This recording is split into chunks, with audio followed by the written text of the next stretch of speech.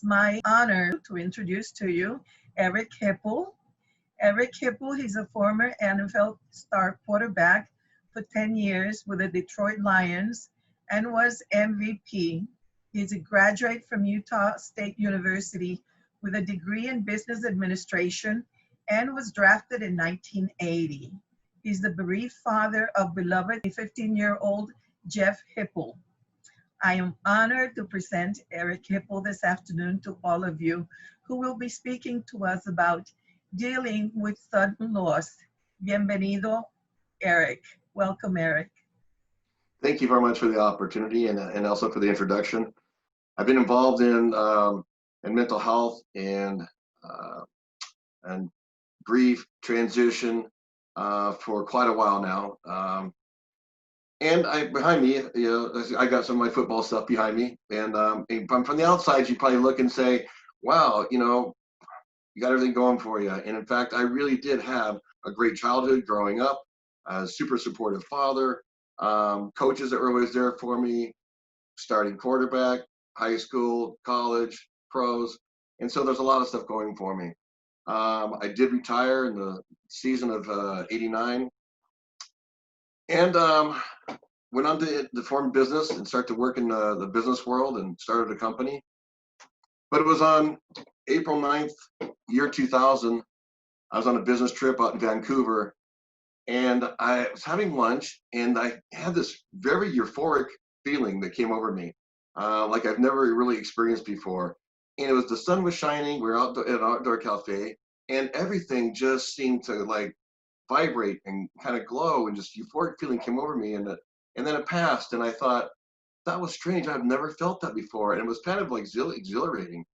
And after we finished lunch, we went back to the place we were staying, and my client, we were talking, and then a phone call came, and he answered the phone, and then he handed it to me, and there's a kind of a look of weirdness on his face, and he handed it to me and to my wife. And she said, "Are you sitting down?" I said, "What's going on?" And she said, "Jeff is dead. My son, at 15 years old, died by suicide that day, about an hour and a half earlier, while I was having lunch." The crushing moment at that time, it was just so heavy. I just shocked. I could not believe it. Wailing tears came down from me. It was just so surreal, going down to the airport, getting on an emergency flight, flying home, had to see the body. I just couldn't believe it. And I saw my son, and this is a picture of him, by the way. You're talking about, I thought I'd show Jeff here when he was 15. But I had to see him just to believe it. And here I am looking at him, and the first thing that popped in my head is, I cannot live with this. I can't live with this. And the pain was so great, the guilt, the shame. How can I let this happen? And that was the driving force of just, I cannot live with this, is what I felt. But I know what it feels like now when somebody dies by suicide, what the other people feel like, because I am now one of them, and how painful that is. And so I knew I couldn't take my life at this point in time. I would not put that on somebody else now, because I know what it feels like. So I went down the pathway of just being numb. I mean, that became my pathway of not dealing with this. The pain was so severe that I was afraid of it. I was afraid of what it meant. I was afraid of what it meant as me as a father. I was afraid of getting lost and not being able to survive. And so I started, self-medicating. So alcohol was the main thing. So I went down that pathway. During this time, I did go see a grief counselor, but it was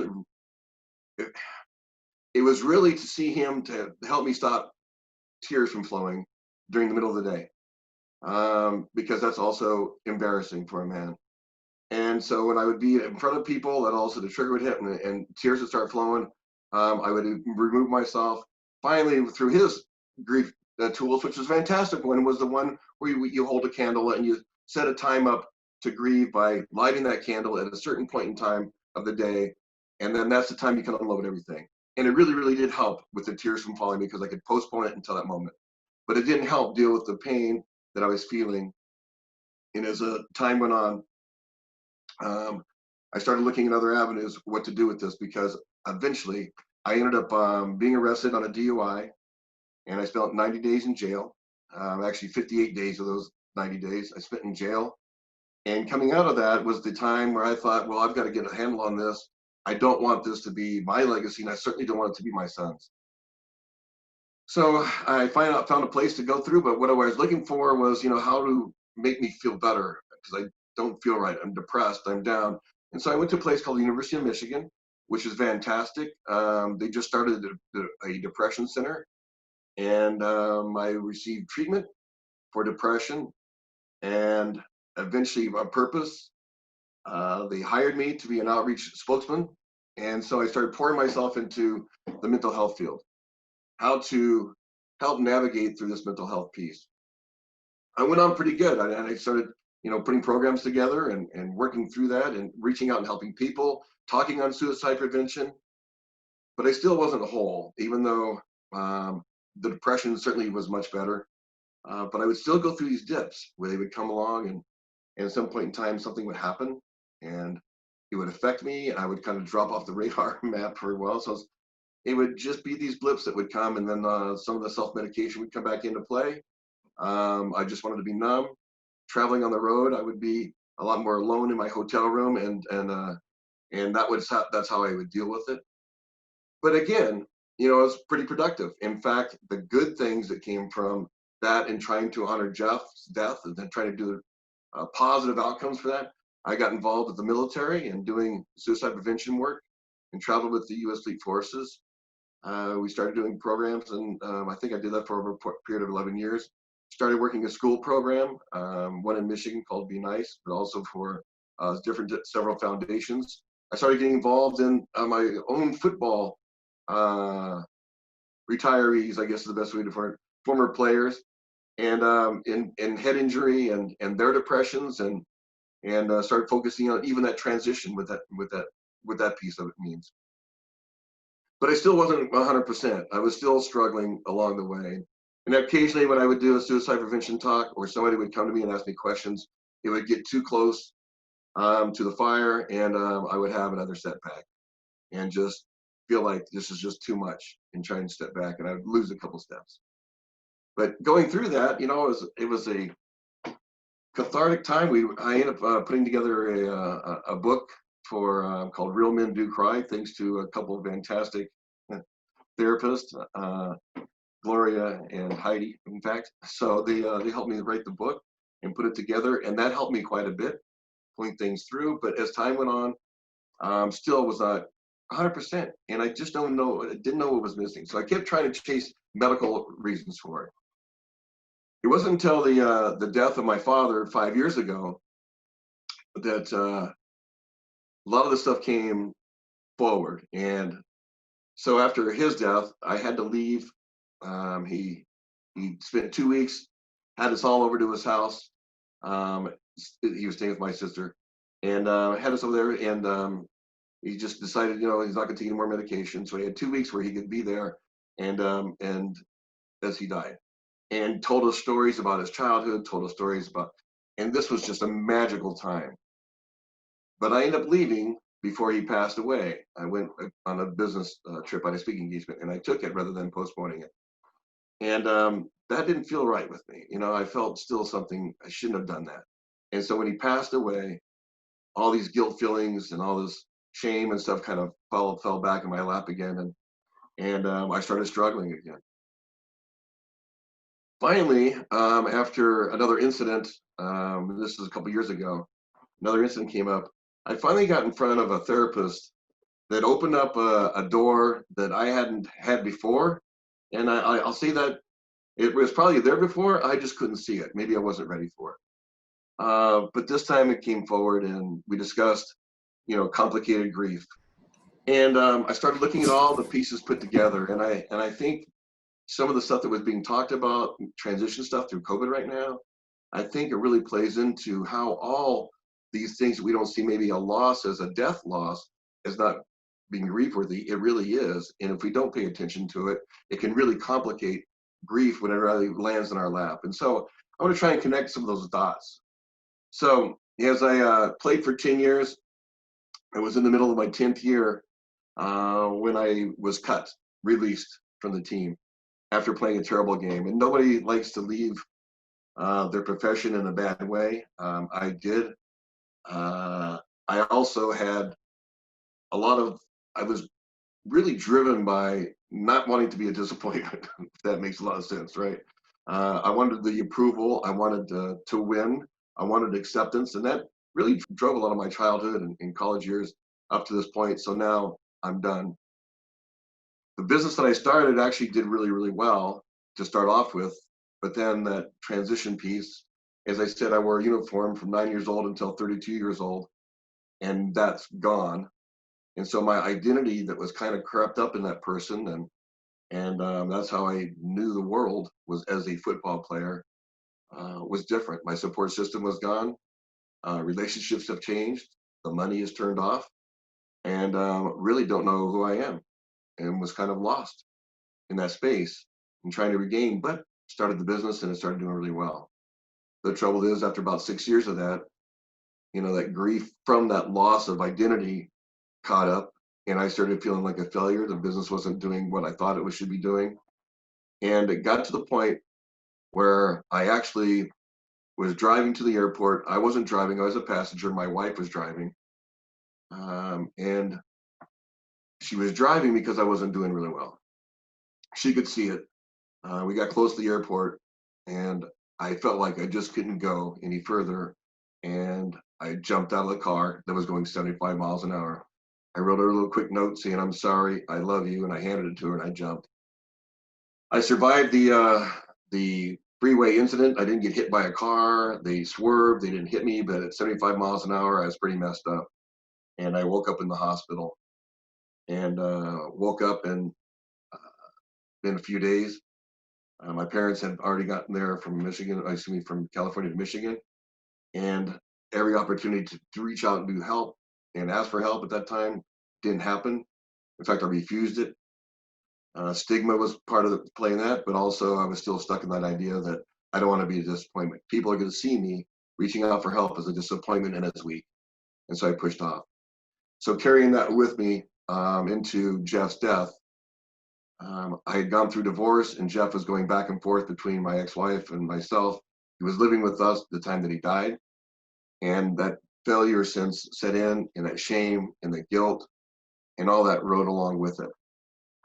And so trying to recover from that was a very difficult thing to do. And in fact, I don't know that, as I said, I don't know I fully recovered from that. But not until I tied it until the point where with my father, when he died, then I felt like I was never the son that I should have been. So I got both ends of those spectrums where one, I felt like I wasn't the father like my father was. And now, when my father died, I felt like I wasn't the son that I should have been, for him, because I left before he passed away. And all that stuff just came barreling down on me. I did, like I said, found the therapist, and it worked quite well, and finding my way through it. That complicated grief, from tied into your own self-doubts or your own trauma, your own transition, can really affect the way that a loss happens to you and how you perceive yourself and how that healing process happens. And I was unable to get through that piece because of that complicated grief. I kept replaying it in my head, and I just wouldn't allow myself to accept, that I was human. And so going through those pieces, I've learned quite a bit now, and I've learned quite a bit along the way. One of the main things I'm really focused in on is transitional issues. And so as we talk in this COVID era, huge losses are going on. People are losing businesses. People are losing, their homes. People are losing their jobs. People are losing, who they thought they were going to be. They're losing their futures. And so there's a lot of loss in that. And I think we should really look at some of that transitional stuff just as a loss as we would someone else. Because if we don't have a chance to agree with it or to adapt to it and to accept it, then it's going to affect us at some point in time when we have a loss that's a grieving loss, and it might complicate those issues. As far as after-death communication, that moment when I was sitting there having lunch, and that before feeling that hit me was so powerful. Then I look back on when he actually died, the moment he died, I was actually sitting at lunch, and I feel that he just passed through me. And so that's something I can take with me, because it was a feeling of expression, like, you're going to be okay. Things are just wonderful. Things are good. And so beautiful, in fact. And so I have that with me, and that's something I can take with me now and really look at and put it together. Um, Honoring Jeff and trying to do the work that I do has been a great piece for me as well. Getting involved, reaching out, helping others. But I also want to bring it back into mental health as well. Because if we're not careful, and this complicated grief can really take us away from what it means to be a mentally healthy person. First of all, just the avoidance practices that we take. If I don't want to feel pain or anxiety, then I will avoid it. And I can avoid it in many different ways. I can avoid it by being a workaholic and not talking with my family. I can avoid it by substance use and trying to be numb and not being part of the world. I can avoid it by being caught up in drama, and there's always got to be something going on in drama and chaos. I can avoid it by shutting down and isolating.